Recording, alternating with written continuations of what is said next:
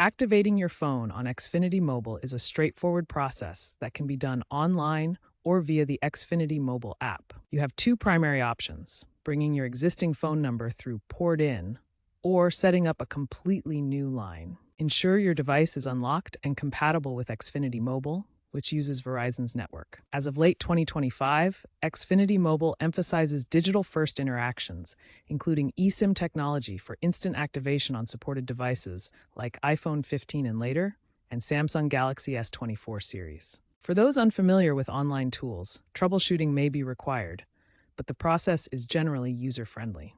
Activation is supported in all 50 U.S. states, with no major regional restrictions.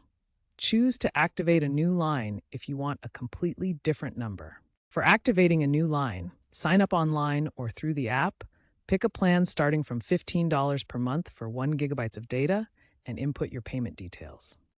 To bring your number or port in, provide your current carrier's account details, including account PIN and last four digits of SSN.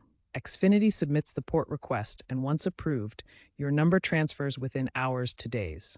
A temporary number may be provided. Use the Xfinity Mobile website or app for activation. Accurate data entry is crucial to avoid delays. In 2025, success rates are 96% for new lines and 88% for port-ins.